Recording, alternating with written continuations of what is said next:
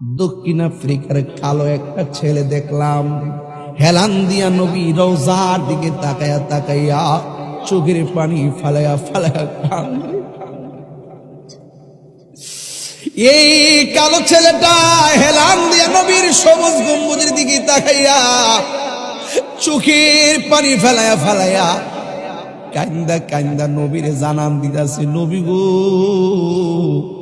তুমি তো সবুজ গম্বুজের নিচে আছো, কিছু তোমারে দিতে পারলাম না, দুইটা চোখের ফোঁটা পানি তোমারে উপহার দিয়ে গেলাম। এই ছেলেটার দিকে ফেসবুকের পাতায় যখন দেখলাম কালো চেহারাটা, মনে হয় যেন নবীর পাগল বেলাল দাঁড়ায় রয়েছে। এই কালো চেহারাটা দেখে যেন মনে হয় বেলাল রাদিয়াল্লাহু তাআলা আনহু তাকায়া রইছে। ও বন্ধুরে, প্রেম এমন একটা জিনিস, যে প্রেম সাদা বোঝে না, কালো বোঝে না, ধনী দরিদ্র প্রেমের কাছে হার মানে। ও যুবক, এই নবীর জন্য দিবানা হয়ে যান।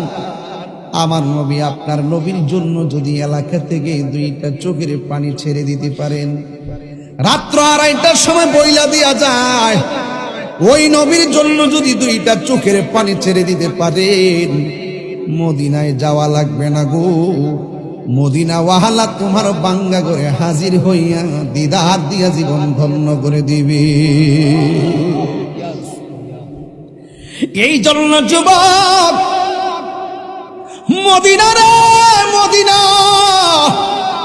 তুমি এত দামি কেন?